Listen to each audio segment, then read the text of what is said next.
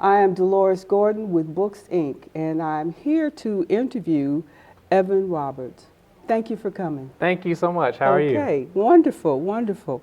Can you tell me what motivated you to write How to Become Influential and Highly Successful, the Young Adult Success Manual? Yes, indeed. The biggest inspiration came from the students that I worked with as an educator. And I had a lot of great experiences, some not so great. In particular, I had a kid who did not finish school and his junior year decided to drop out. And the experience was a really gut-wrenching experience for me. I was a new teacher, and we read about people dropping out of school and students not making it. And it's one of those things where I had to look at an empty seat for an entire year of a kid that I had a chance to work with for a few months. So it got me to just soul searching and started asking myself, what's my platform? What am I teaching young people? What am I saying to them about the value of education and how to overcome obstacles that are in your life? And that really was the beginning spark that led to the development of this book. Can you give an example of the type of feedback that you've received from the parents and the teens? Yeah, so in addition to writing the book, I also created a workbook to go along with it. And I have a mentoring group that is based off of the workbook, so we have a whole curriculum piece behind it. And parents, the biggest feedback is that I've been able to help their teens be more focused in terms of what their actions are every day, helping them to understand that every day counts, which for some of our young people, they don't get that the things that I'm doing right now are going to have an impact down the road, whether or not I'm seeing the actual results, right here and now. Right. So the idea behind my group is to teach them that your thoughts, your words, your actions have to be in agreement. You have to be impeccable with yourself, first and foremost. And once you're impeccable with self, then you can start to talk about your goals and talk about your aspirations because you're being true to you. When we find ourselves saying things and doing things that are contrary to how we're thinking, well, that's where we take those a few steps forward and then we make a few steps backwards because we're not being true to who we really are and what we really stand for. And I try to get teens to really work through that because a lot of teens say they want to be successful, but then you look at the actions and you go, well, that doesn't match what you're saying.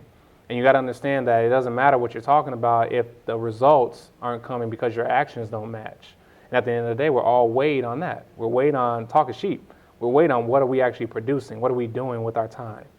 So what is the age range of these teens? So I work with ages 13 to 19. Okay. But I will say this. I have had kids in my group who are 12, very mature. I also have had a number of parents who've reached out to me because they have a 19-year or a 20-year-old or a 21-year-old or a little bit older who just seems to be going through the motions. At home, not really as driven as he or she should be, and needs somebody to kind of light a fire under them. Say, hey, listen, you got to get going here. My book is about empowering people, and I look at that as a way of giving you knowledge that you can then take, and now you start doing, and you start taking the actions from what you've learned and from what you've read. So I want them to be able to be independent, and also to understand the value of being interdependent. Right, working with others and working through others in order to become a success. Right. So, how long is the process, would you say? As far as the mentoring, or yeah, as far as the mentoring is so concerned. I do a couple different programs. I have a 6-week program that I do in the fall. Okay. I have a 12-week program that I do in the summer. And it really is designed to plant seeds with young people. Okay. I know that in that time, I'm going to reach, a great majority of them. Will they overhaul every poor behavior or poor choice that they've ever made? Probably not in that short amount of time. But will it provide them with a foundation that they can then build upon and continue to grow from? I absolutely think it would do that. So my group, we focus on a couple of lessons that teach and focus on character development, that focus on attitude adjustments. A lot of our young people have the great talent, but their attitude is so terrible. And it's like, wow, it's masking the talent that you have because no one wants to be around you. You're not pleasurable to be around. Right. I work on what it means to have vision. So a lot of our young people are talent, but they don't have a long-term vision for how can I take that talent and make it into something. Right. And then the last point that I go in really hard with our young people is about self-mastery, and this idea of unending, never stopping your personal growth, getting better every year, getting better every day, making each day count, always pouring into yourself, whether you're reading great books, whether you're listening to great audios, whether you are connecting with positive people who will build you up. I really hone in on what it means to pursue mastery in life, because I think that's where that excellence that we know they have is really shown. When they set a bar of excellence for themselves, they can achieve that level of mastery that we want them to achieve. Oh gosh, that sounds so fantastic. And so the workbooks that they work on, they work on them, I guess, part of the time while they're there with you, and then they take those workbooks with them? Yeah, so we have structured lessons. Some of the work that they do is in person with me, and then I give them some additional things to work on outside of the program. Okay. Because just like anything else, you know, when you're at school, for example, you get some work that you do right there, and then you get some homework to help sharpen you up, you know, for later on. And the idea that I really want to impose upon them is this idea that you can work on things, but it can't get to the point where, you know, I'm working on it and then it becomes something that I just put on the back burner and it doesn't have any meaning. I want them to embody the principles that are covered in the book. That means that it's a lifestyle change. Right. And that can't be a sometime thing. It can't be just the 2 hours that we're together and then I never think about these things anymore. So I challenge them to do things at home. And the workbook has 25 to 30 activities that they work on. Okay, okay. And how long have you been doing this? So I've been an educator for a decade. Okay. And I published this book in 2013. Okay. So just 2 years as an author. But working with young people has been something I've been doing for so long now, and I know what makes a young person tick. I know what they need. I know how to build rapport.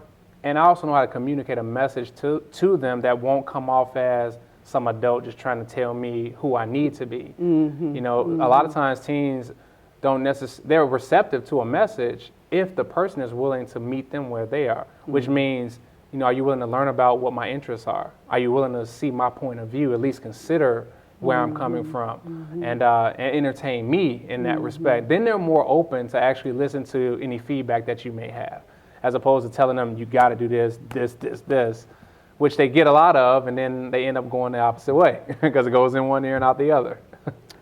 So, gosh, you have so much to say, and we have so little time.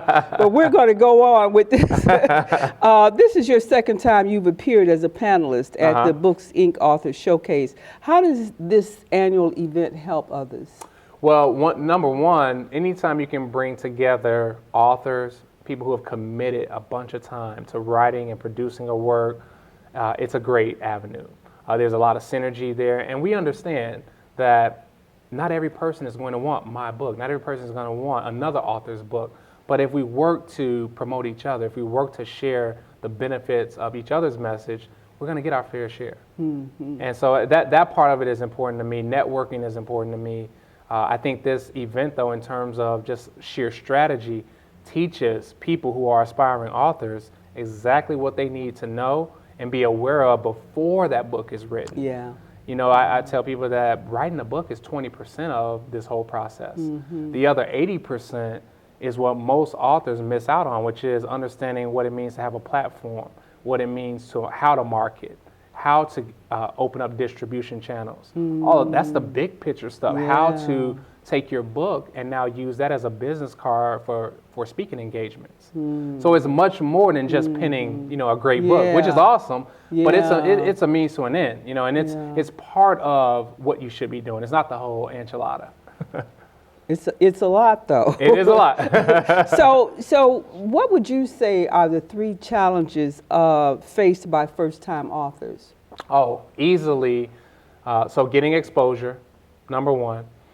I would say, though, that if you have a very busy schedule, like I do, the challenge of consistently setting time aside to write can be a huge barrier because we all have lives.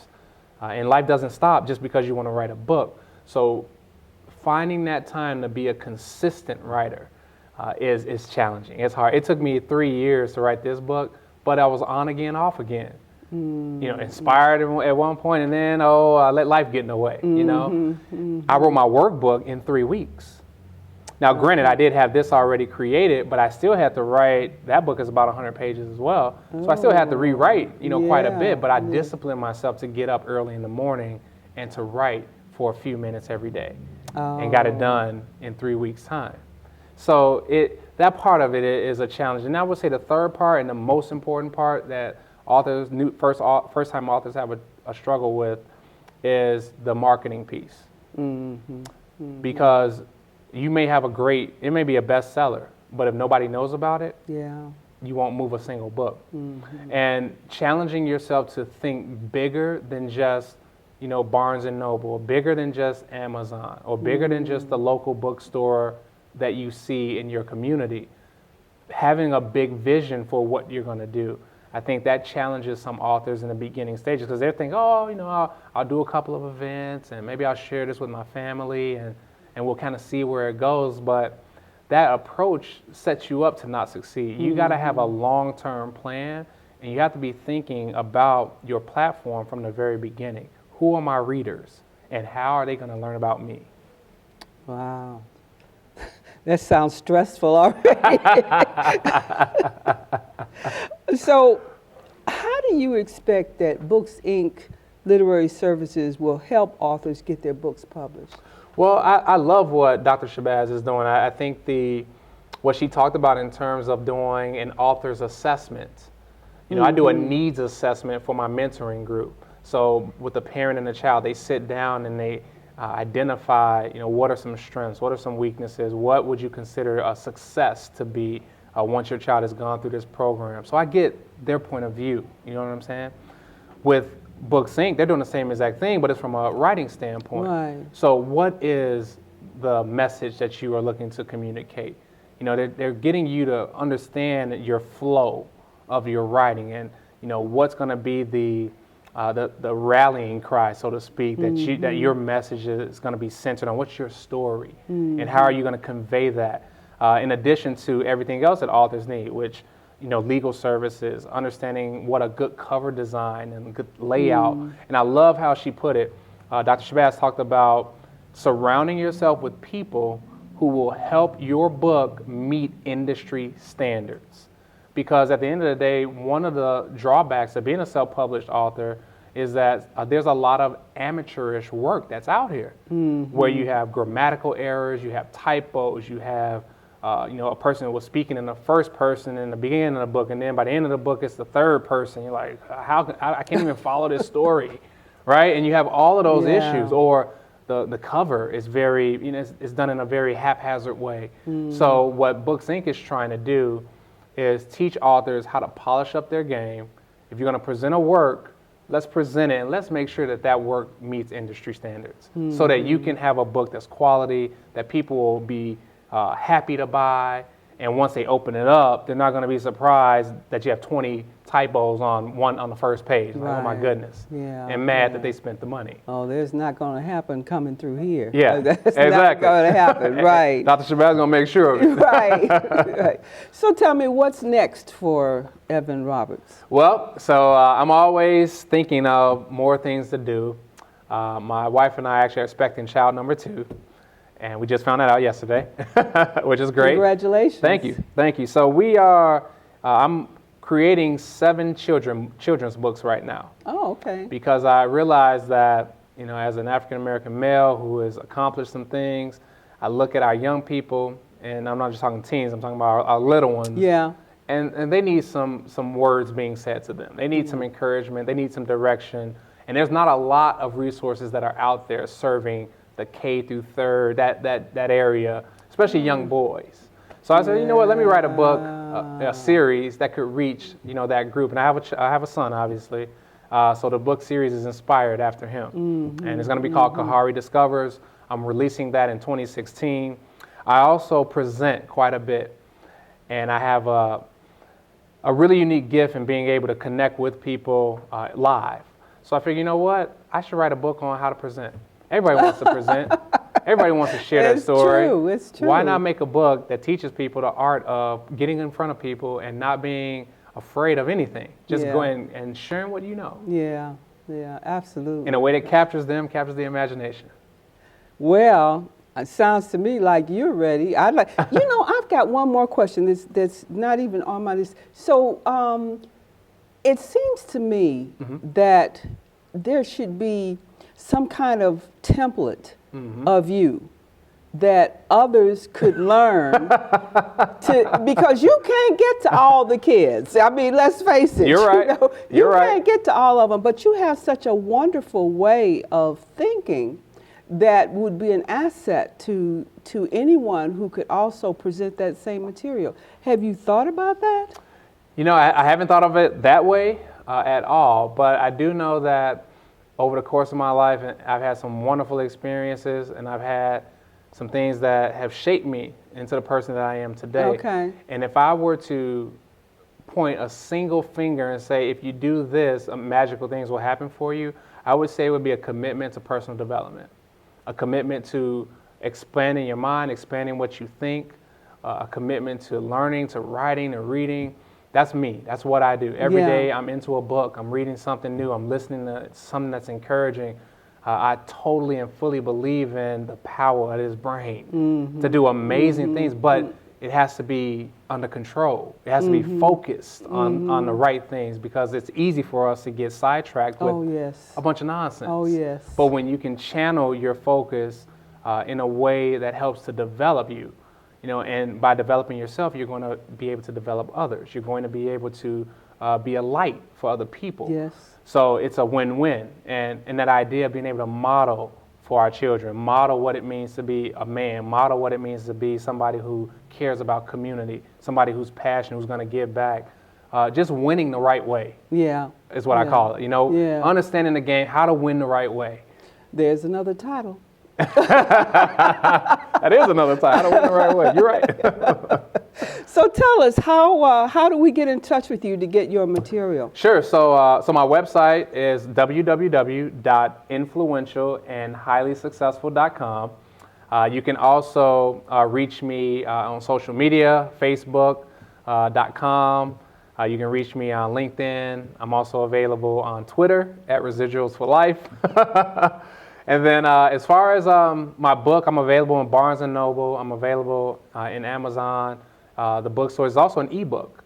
So people who like to use their devices to read their books, they can go to Smashwords or any other e-readers, and they'll find my book pretty inexpensive. They can also get it from my website, as well. So. And you just gave us your website, which is? www.influentialandhighlysuccessful.com. Okay. Well, listen, it's been a real pleasure. Thank you so much for the interview. I definitely appreciate it. Okay. Bye.